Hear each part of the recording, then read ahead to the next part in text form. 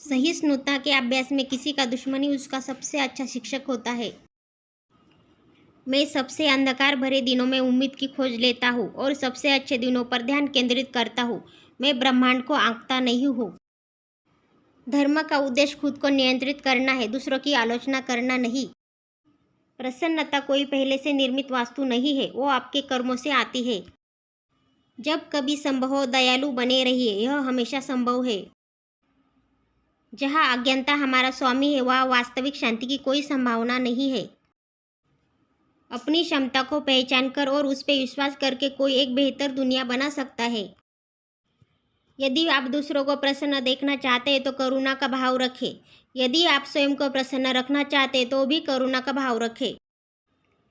सभी मुख्य धर्मों का उद्देश्य सिर्फ बड़े से बड़ी बाहरी मंदिर बनाना नहीं है, बल्कि दिल में दयालुता और सहानुभूति का आंतरिक मंदिर बनाने से है। गुस्सा आपके दिमाग की आंतरिक शांति को नष्ट करने के सबसे सरल उपाय है।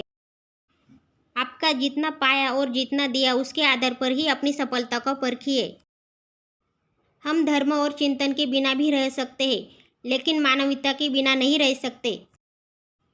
आप आकर्षण से ही दूसरे के दिमाग को बदल सकते हैं, गुस्से से नहीं। मेरे लिए प्यार और सहानुभूति ही सबसे बड़ा धर्म है, लेकिन इसे विकसित करने के लिए हमें किसी धर्म पर विश्वास करने की जरूरत नहीं है। जब तक हम अपने आप को शांत नहीं रखते, तब तक हमें बाहरी दुनिया में कभी शांति नहीं मिलेगी। यदि आप ये सोचते हैं कि कुछ नया और अलग करने के लिए आप बहुत छोटे हो, तो मच्छर के साथ सोने की कोशिश करो। कोई भी लक्ष्य दूसरे इंसान के लक्ष्य से बेहतर नहीं, बल्कि आपके पिछले लक्ष्य से बेहतर होना चाहिए। जब आपको इस बात का अंदाजा हो कि आपने गलती की है, तो उसे सुधारने के लिए तुरंत निर्णय लीजिए। खुशियाँ कभी रेडीमेड नहीं मिलती, बल्कि खुशियाँ हमारे कामों का परिणाम होती है। एक अच्छा दोस्त वही होता है जो आपकी झूठी तारीफ करने के बजाय आपकी गलतियाँ और आपकी कमियों को बताए। कभी कभी कुछ इंसान थोड़ा कुछ कहकर बहुत बड़ा प्रभाव डालते हैं, और कभी कभी लोग शांत रहकर भी बड़ा प्रभाव डाल जाते हैं। इस जीवन में हमारा मुख्य उद्देश्य दूसरों की सहायता करना है, और यदि आप उसकी सहायता नहीं कर सकते तो उन्हें दुखी भी मत कीजिए।